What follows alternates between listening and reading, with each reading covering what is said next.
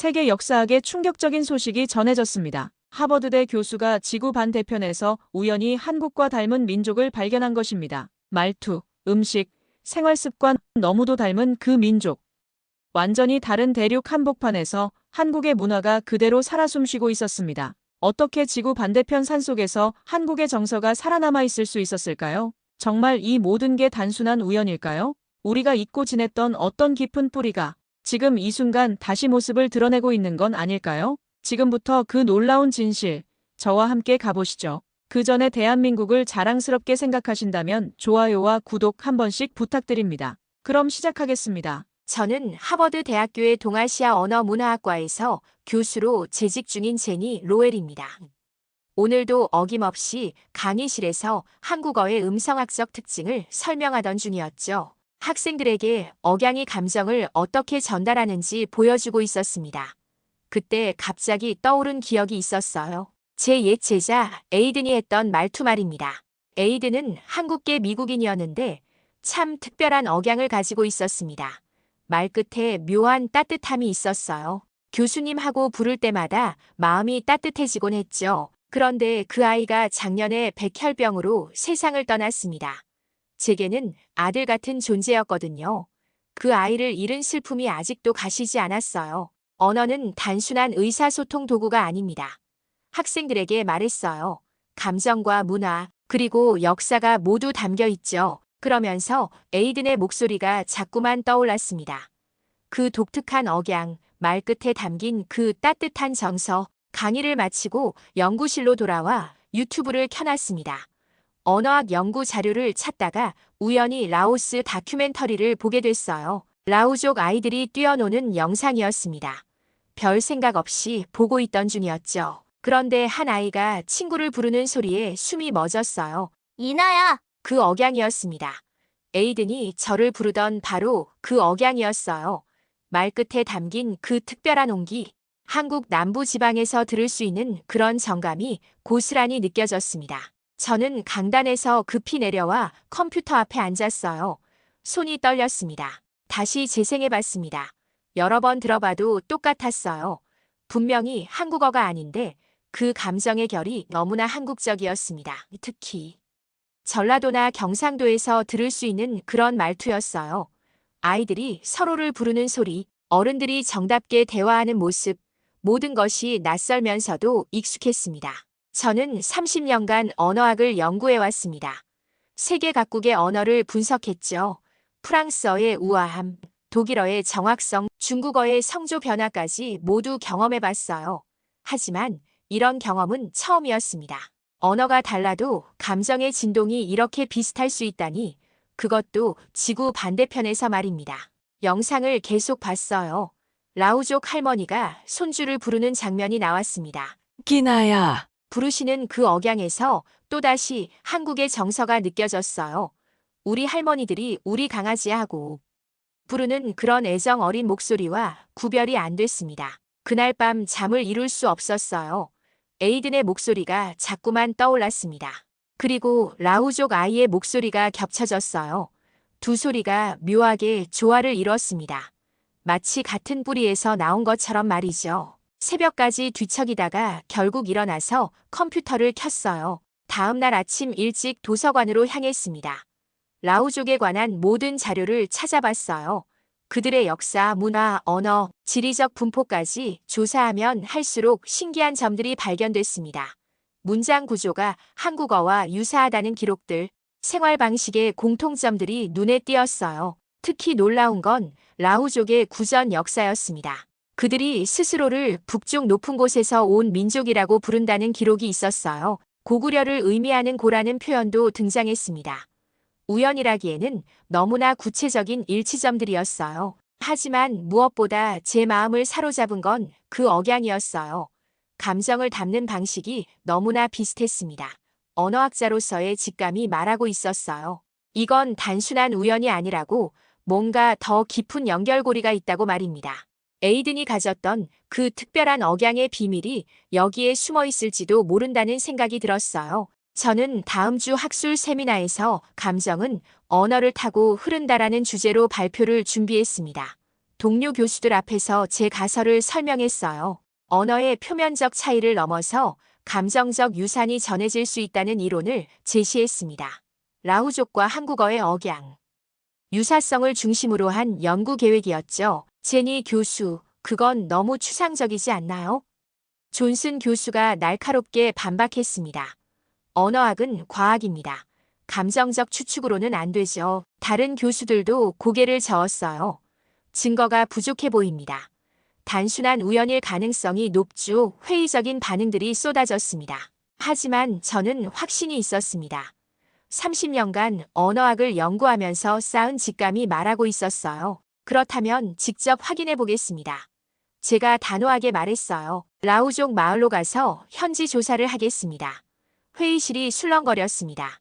누군가는 시간 낭비라고 중얼거렸어요. 윌슨 학과장이 걱정스러운 표정으로 말했습니다.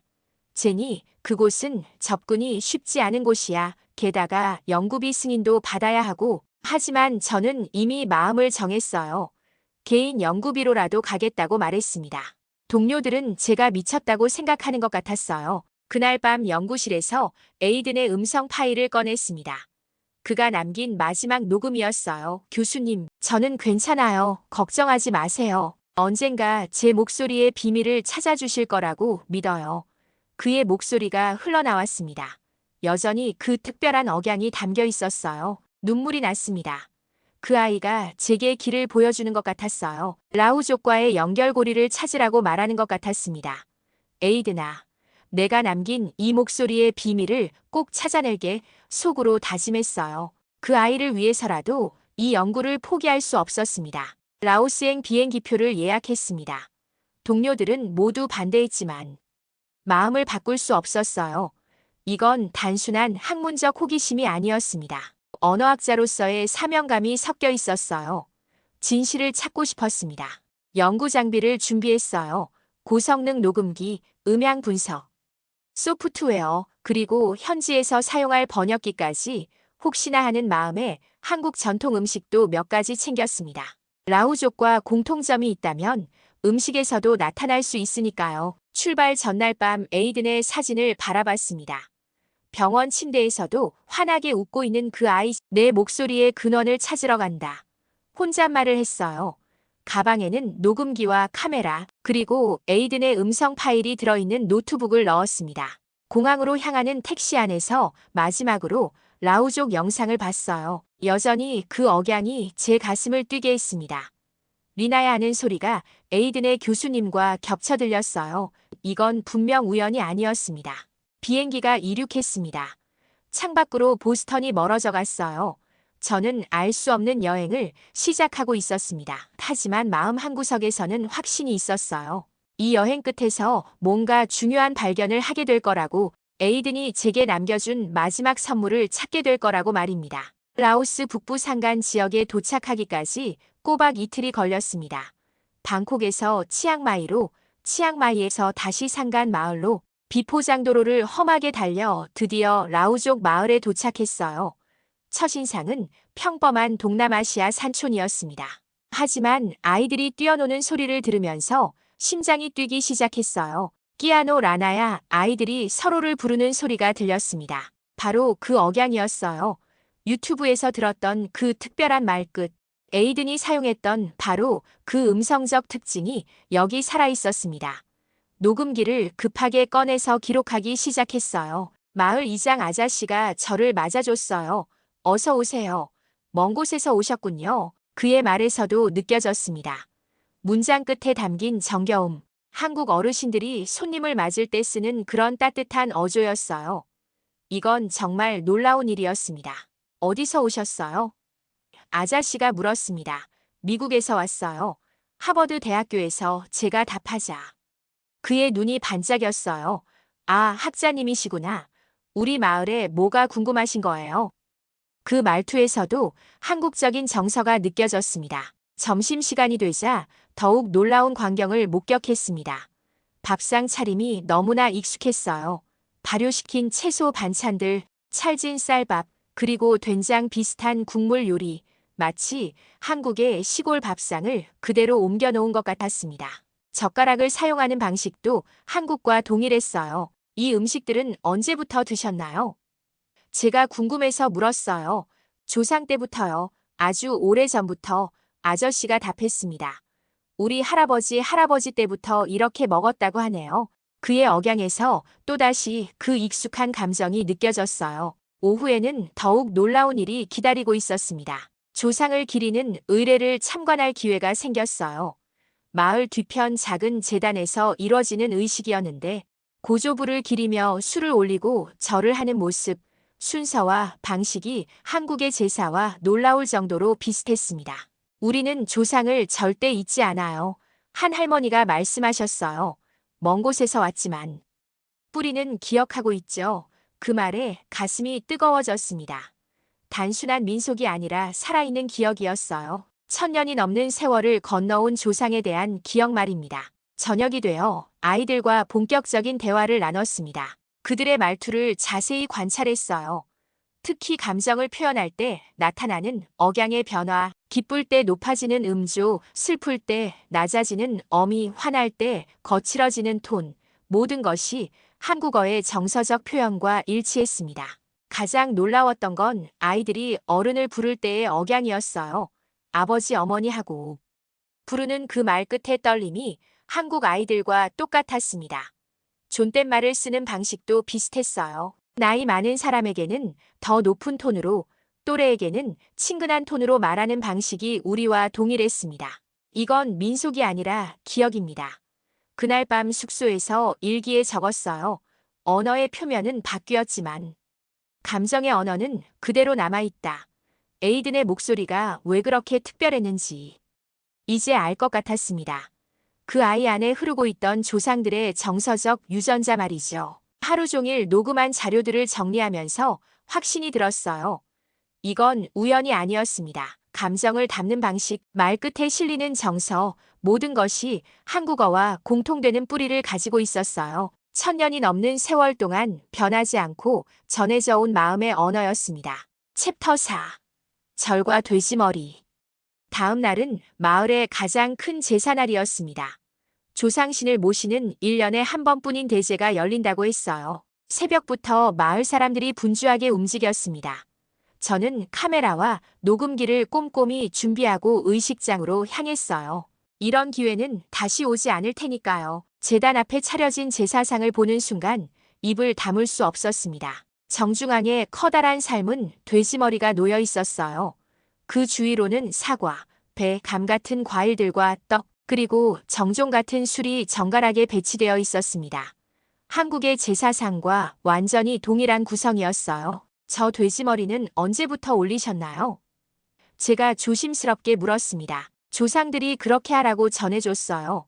제사장 역할을 하는 마을 어른이 답했어요. 가장 정성스러운 제물이라고 했죠. 조상님들이 가장 좋아하시는 음식이래요. 의식이 시작됐습니다. 제사장이 술잔을 들고 천천히 제단 앞으로 나아갔어요. 그리고 술을 3번에 나누어 올렸습니다. 첫 번째는 하늘에, 두 번째는 땅에, 세 번째는 조상에게. 한국의 삼월례와 완전히 동일한 방식이었어요.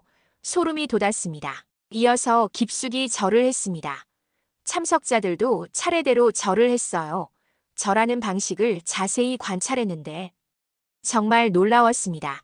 손의 위치, 고개 숙이는 각도, 일어나는 순서까지 한국의 전통 제사 절차와 똑같았어요. 이런 세밀한 부분까지 우연일 수는 없었습니다. 이건 너무 정확해요. 옆에 있던 현지 가이드에게 조용히 중얼거렸어요. 고조선보다 오래된 공동체 기억이 남은 걸까요? 가이드는 제 말을 이해하지 못했지만 저는 점점 확신이 들었습니다. 이건 단순한 문화적 유사성이 아니었어요. 좌석 배치도 완벽했어요. 연장자가 앞쪽에, 젊은이들이 뒤쪽에 앉았습니다. 남녀 구분도 있었어요. 남자들은 오른쪽, 여자들은 왼쪽에 앉는 한국의 전통 예법과 일치하는 질서였습니다. 심지어 어린아이들이 뛰어다니면 어른들이 조용히 하라고 타이르는 방식도 똑같았어요. 제사가 끝나고 음식을 나누어 먹는 시간이 됐습니다. 조상님이 드시고 남긴 음식이에요. 한 할머니가 친절하게 설명해 주셨어요. 이걸 먹으면 조상님의 복을 받는다고 하지요. 음복하는 개념까지 똑같았습니다. 제사 후 음식을 나누어 먹으며 조상과 하나 된다는 믿음 말이죠. 우리 조상들은 높은 곳에서 왔어요. 한 어르신이 의미심장하게 말씀하셨어요. 산 너머 저 멀리 북쪽에서. 그 말에 온몸에 소름이 돋았습니다. 구전으로 전해지는 이주 이야기가 있다는 뜻이었어요. 그것도 북쪽에서 남쪽으로의 이주 말입니다. 더욱 놀라운 건 제사 음식의 배치였어요. 과일은 홀수로, 떡은 짝수로 놓는 방식, 술잔의 개수와 위치, 심지어 젓가락을 놓는 방향까지 한국의 전통과 일치했습니다. 이런 디테일한 부분들은 절대 우연히 만들어질 수 없는 것들이었어요. 그날 밤 숙소에서 찍은 사진들을 하나하나 정리했습니다. 제사상 사진을 한국의 전통 제사 사진과 비교해봤어요. 구성이 거의 동일했습니다. 심지어 제사상 위 음식들의 색깔 배치까지 비슷했어요. 이건 문화적 우연이 아니라 공통된 기원을 가진 명확한 증거였습니다. 문화 구조가 이렇게 정확히 일치할 수 있을까? 일기에 적었어요. 단순한 유사성을 넘어서 동일한 체계다. 에이든이 가졌던 그 특별함이 어디서 온 것인지 점점 명확해지고 있었습니다. 이건 개인의 특성이 아니라 민족적 유전자였던 거예요. 마을에서 가장 나이 많은 어르신 카라 할아버지를 만날 기회가 생겼습니다. 90세가 넘으신 분이었는데 정정하셨어요. 우리 조상 이야기를 들려주세요. 제가 정중하게 부탁드렸습니다. 할아버지 눈이 반짝이며 기억을 더듬기 시작하셨어요. 우린 고라는 나라에서 왔소. 카라 할아버지가 천천히 말씀하셨어요. 제 심장이 쿵 하고 멎는 것 같았습니다. 고구려요? 혹시 그곳 말씀이신가요? 할아버지는 고개를 끄덕이셨어요. 그래요. 높은 나라, 강한 나라였지. 우리 조상들이 살던 곳이었어요. 할아버지는 구전으로 전해지는 이야기를 자세히 들려주셨어요. 옛날 옛적. 우리 조상들은 북쪽 아주 높은 땅에 살았다고 했소. 그런데 어느 날 큰 전쟁이 일어났지. 남쪽에서 온 적들과 서쪽에서 온 적들이 함께 쳐들어와서 많은 사람들이 죽었어요. 그래서 살아남은 사람들이 어쩔 수 없이 남쪽으로 피했다고 했소. 할아버지가 슬픈 표정으로 계속하셨어요. 가족과 헤어지고 집도 잃고 산을 넘고 강을 건너고 정말 아주 먼 곳까지 왔지. 그렇게 이곳에 정착하게 됐다는 거요. 더욱 놀라운 건 구체적인 지명들이었어요. 평양이라는 큰 도시가 있었다고 하고 압록강이라는 큰 강도 있었대요. 할아버지가 말씀하셨어요. 이건 단순한 우연이 아니었습니다. 고구려의 실제 지명들이 구전으로 전해져 온 거였어요. 마을 뒤편에 있는 작은 신전으로 안내해 주셨어요. 거기에는 오래된 그림들이 벽에 그려져 있었습니다. 비록 세월의 낡고 흐릿하지만 북쪽에서 남쪽으로 이동하는 긴 여정을 그린 것 같았어요. 산과 강을 건너는 사람들의 행렬이 생생하게 묘사되어 있었습니다. 이 그림들은 언제 그려진 건가요? 제가 조심스럽게 물었어요. 아주 오래전이요. 우리 할아버지 때부터 있었다고 하니까 적어도 200년은 넘었을 거예요. 카라 할아버지가 답하셨어요. 그림 속에는 산과 강, 그리고 긴 행렬을 이룬 사람들이 그려져 있었습니다. 학문적으로도 일치하는 부분들이 있었어요. 고구려 멸망 후 유민들이 남쪽으로 이주했다는 역사 기록들, 특히 669년 당나라에 끌려간 2만 8천여 호의 고구려인들, 그중 일부가 더 남쪽으로 흘러갔을 가능성이 충분했습니다. 시기적으로도 정확히 일치했어요. 우리는 고구려 사람들의 후손일까요? 제가 떨리는 목소리로 물었어요. 그럴지도 모르지. 할아버지가 깊이 생각하시며 미소 지으셨어요. 중요한 건 우리가 누구인지 기억하는 거요. 뿌리를 잊지 않는 것. 조상들이 누구였는지 알고 있는 것이 가장 소중하다고 생각해요. 할아버지는 더욱 구체적인 이야기를 들려주셨어요. 우리 조상들은 말을 잘 탔다고 했어요. 활도 잘 쏘고 쇠로 무기도 잘 만들었대요. 이 모든 특징들이 고구려 문화와 정확히 일치했습니다. 특히 철기 문화와 기마 문화는 고구려의 대표적 특징이었거든요. 그리고 우리 조상들은 산성을 쌓아서 살았다고 했어요. 할아버지가 계속하셨어요. 높은 곳에 돌로 성을 쌓고 그 안에서 살았다는 이야기가 전해져 내려와요. 고구려의 산성. 문화까지 구전으로 남아있다는 게 믿기지 않았습니다. 그날 밤 텐트 안에서 한국사 책을 뒤적였습니다. 고구려 유민 이주설과 라우족의 구전이 시간적으로 완벽하게 일치했어요. 7세기 말 고구려 멸망, 그리고 라우족 조상들의 남하 시기가 정확히 맞아떨어졌습니다. 우연이라고 하기에는 너무나 정확한 일치였어요. 더욱 놀라운 건 이주 경로였습니다. 할아버지가 말씀하신 경로를 지도에 그려보니 실제로 고구려에서 라오스까지 갈 수 있는 현실적인 루트였어요. 중국 동북부에서 시작해서 윈난성을 거쳐 라오스 북부까지 당시 상황으로는 충분히 가능한 이주 경로였습니다. 고구려에서 라우족으로 일기에 적었어요. 1300년 전 잃어버린 우리 민족의 또 다른 갈래를 찾은 건 아닐까? 에이든의 목소리가 더욱 특별하게 느껴지기 시작했어요.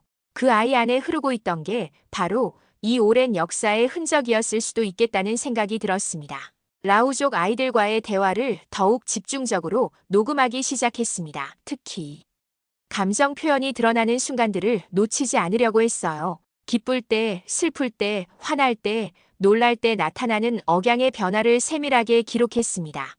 이게 바로 제가 찾던 핵심이었거든요. 가장 놀라웠던 건 아이들이 부모를 부를 때의 억양이었어요. 아빠야, 엄마야 하고 부르는 그 말끝의 떨림이 한국 아이들과 완전히 똑같았습니다.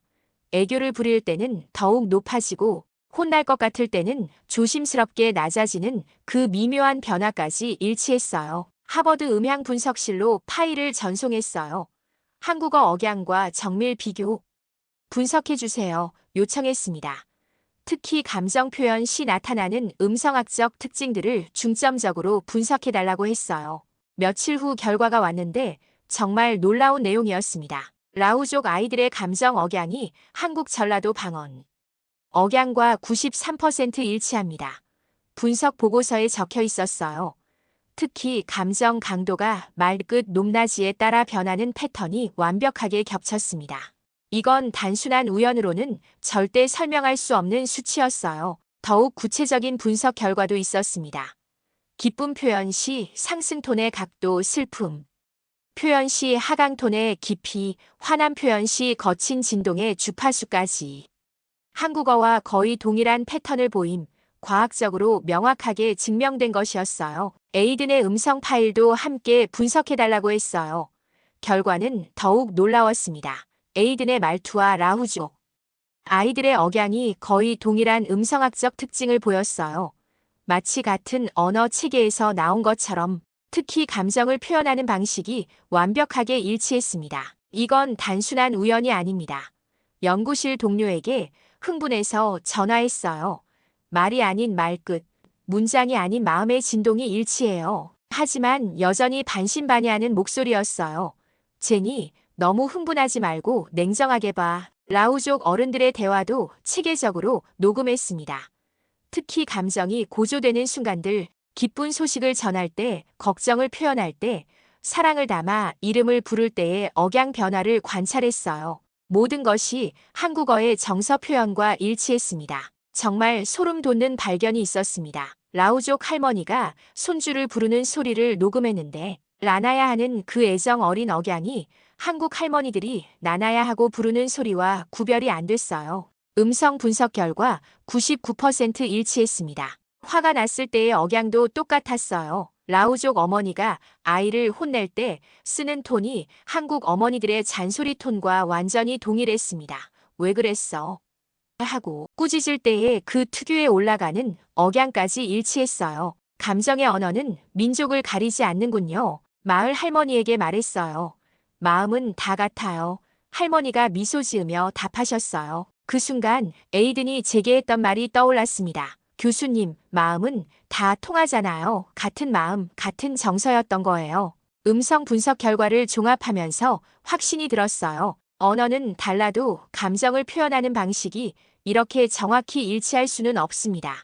분명히 공통된 뿌리가 있었어요. 그것도 아주 깊은 차원에서 유전자보다도 더 깊은 정서적 유전자 말입니다. 다니엘이 그토록 사랑하던 말투, 일기에 적었어요. 그것이 바로 이곳에서 완벽하게 살아 숨쉬고 있다. 에이든의 특별함이 이제야 완전히 이해됐습니다. 그는 먼 조상의 정서적 유산을 간직하고 있었던 거예요. 1300년을 건너온 마음의 언어를 말입니다. 라오스에서 3주간의 집중적인 조사를 마치고 하버드로 돌아왔습니다. 가방 가득 녹음 파일과 사진, 그리고 확신에 찬 마음을 안고 돌아왔어요. 동료들은 여전히 회의적이었지만 저는 완전히 달라져 있었습니다. 세상을 바꿀 만한 발견을 했다는 확신이 있었거든요. 연구실에서 밤낮 없이 자료를 정리했습니다. 음성 분석 결과, 문화적 유사점들, 구전 역사의 기록들, 모든 것을 체계적으로 정리해서 논문으로 만들었어요. 제목은 말끝에 남은 민족의 감정 라우족과 한국인의 정서적 연결고리였습니다. 국제언어학회에서 발표 기회를 얻었어요. 평소보다 훨씬 큰 관심을 받았습니다. 하버드 교수가 동남아시아에서 발견한 놀라운 언어적 유사성이라는 제목으로 예고됐거든요. 발표장은 만석이었어요. 세계 각국의 언어학자들이 몰려들었습니다. 발표를 시작했습니다. 언어는 변해도 감정의 진동은 남습니다. 첫 문장부터 청중들의 시선을 사로잡았어요. 라우족 아이들의 음성을 틀어줬습니다. 그리고 바로 이어서 한국어 억양과 비교했어요. 청중들이 숨을 죽이고 들었습니다. 음성 분석 결과를 공개했어요. 93% 일치라는 수치가 스크린에 떴을 때 강당이 술렁거렸습니다. 이건 과학적으로 우연이라고 할 수 없는 수치입니다. 제가 강조했어요. 분명한 연관성이 있다는 증거죠. 가장 놀라운 순간은 한국계 언어학자 사라 윤 교수가 일어났을 때였어요. 저희 전라도 외갓집 억양이에요. 그녀가 떨리는 목소리로 말했습니다. 할머니가 저를 부르던 바로 그 억양입니다. 이걸 어떻게 설명할 수 있죠? 발표가 끝나자 폭풍 같은 질문이 쏟아졌어요. 정말로 1300년 동안 보존될 수 있나요? 어떻게 이런 일이 가능하죠? 유전자 분석은 해보셨나요? 다른 언어에서도 이런 현상이 발견될까요? 모든 질문에 준비된 자료로 차근차근 답변했습니다. 유전자 분석 결과도 함께 발표했어요. 라우족과 한국인 사이에 유의미한 유사성이 발견됐습니다. 완전한 일치는 아니지만 공통 조상의 가능성을 시사하는 충분한 결과였어요. 문화적 유사성과 유전적 유사성이 함께 나타나는 건 우연이 아닙니다. 언론이 즉시 달려들었습니다. 하버드 교수가 밝혀낸 정서의 민족, 유산, 1300년 전 고구려인의 목소리가 라오스에서 발견됐다. 감정은 국경을 넘는다. 잃어버린 민족의 목소리를 찾았다.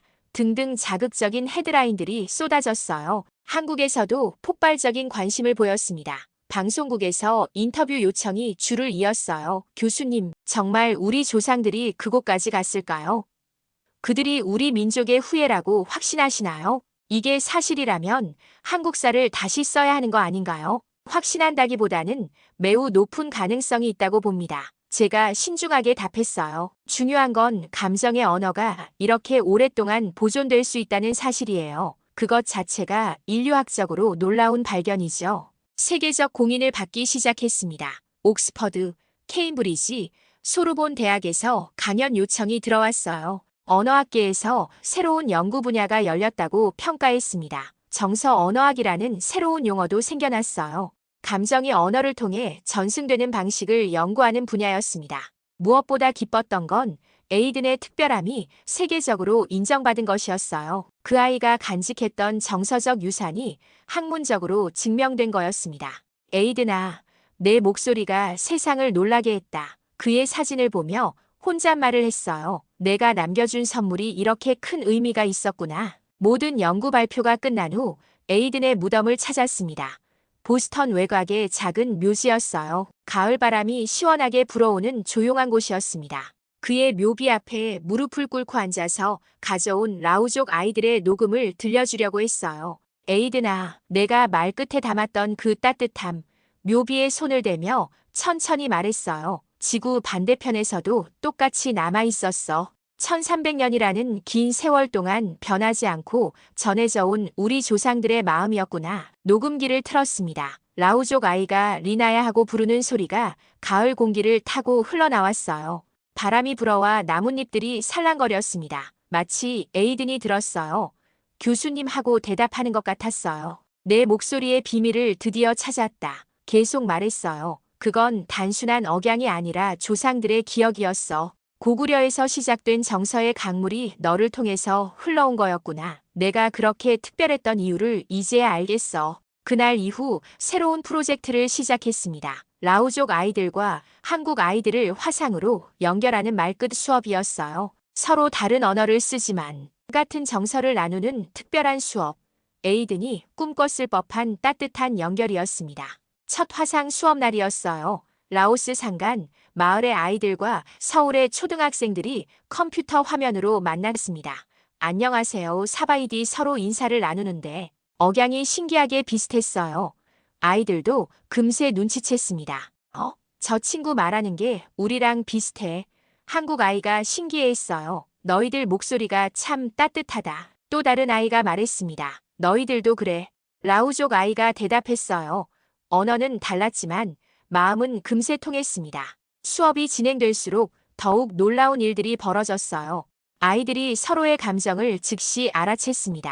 기쁠 때의 억양, 슬플 때의 말투, 궁금할 때의 음조가 너무나 비슷했거든요. 언어 장벽 따위는 없었어요. 마음의 언어로 소통했습니다. 선생님, 왜 저렇게 비슷해요? 한국 아이들이 궁금해했어요. 마음이 같아서 그래. 제가 따뜻하게 답했습니다. 아주 오랜 옛날부터 같은 마음을 가진 사람들이었거든. 그 마음이 지금까지 이어져 온 거야. 라오족 할머니들도 화상 수업에 참여하셨어요. 한국 할머니들과 만나서 대화를 나누셨습니다. 언어는 달랐지만 손짓과 표정, 그리고 말끝의 정서로 완벽하게 소통이 됐어요. 우리 다 같은 할머니네. 두 분이 웃으며 말씀하시는 모습이 감동적이었습니다. 몇 달 후 특별한 프로그램을 기획했어요. 한국 아이들을 직접 라오스로 데려가는 것이었습니다. 실제로 만나서 함께 놀고 함께 웃는 시간을 갖자고 했어요. 항공료와 모든 경비는 연구비로 충당했습니다. 라오스에 도착한 한국 아이들의 반응이 놀라웠어요. 와, 정말 우리랑 비슷해. 말은 달라도 느낌이 똑같아. 아이들은 금세 친구가 됐습니다. 언어보다 강한 건 역시 마음이었어요. 함께 뛰어놀고 함께 밥을 먹으며 진짜 가족처럼 지냈습니다. 우리 정말 같은 민족이에요. 한국 아이가 라오족 친구에게 물었어요. 몰라 하지만 마음은 같은 것 같아. 라오족 아이가 순진하게 답했습니다. 두 아이가 손을 잡고 웃는 모습을 보며 눈물이 났어요. 이게 바로 에이든이 보여주고 싶었던 세상이었을 거예요. 마지막 날 밤 카라 할아버지와 작별 인사를 나눴습니다. 교수님 덕분에 우리 조상들이 누구인지 알게 됐어요. 할아버지가 감격스럽게 말씀하셨어요. 이제 우리도 자랑스러워요. 높은 나라에서 온 사람들이라는 게. 할아버지, 저야말로 감사해요. 제가 진심으로 답했어요. 잃어버린 조상의 마음을 되찾게 해주셨어요. 할아버지는 제 손을 꼭 잡으셨습니다. 마음은 이어져 있어요. 언제까지나 바다와 산을 넘어서도 비행기에서 내려다본 라오스 산간 지역이 그 어느 때보다 아름다웠어요. 그 어딘가에 1300년 전 고구려 유민들의 후예가 살고 있다고 생각하니 가슴이 벅찼습니다. 에이든의 목소리가 바람처럼 들려오는 것 같았어요. 교수님 고마워요. 하버드 연구실로 돌아와 최종 보고서를 작성했습니다. 말끝에 남은 민족의 정서, 라오족과 한국인의 감정적 연결고리와 그 역사적 의미라는 제목이었어요. 에이든의 사진을 표지에 넣었습니다. 그 아이가 시작해준 여행의 결실이었거든요. 정은 언어가 아니라 기억이다. 마지막 문장에 적었어요. 에이든이 제게 남겨준 가장 큰 깨달음이었습니다. 사랑하는 마음, 그리워하는 마음, 애틋한 마음은 말로 번역할 수 없어도 마음으로 전해진다는 것. 그리고 그 마음은 1000년이 지나도 변하지 않는다는 것. 내가 보여준 길을 따라왔어. 에이든의 사진을 보며 마지막 인사를 했어요. 내 목소리의 근원을 찾았고 그것이 얼마나 특별한 유산인지 온 세상에 알렸다. 그 순간 에이든의 목소리가 선명하게 들려왔어요. 교수님, 정말 고마워요. 이제 저도 자랑스러워요. 지금까지 저는 제니 로웰이었습니다.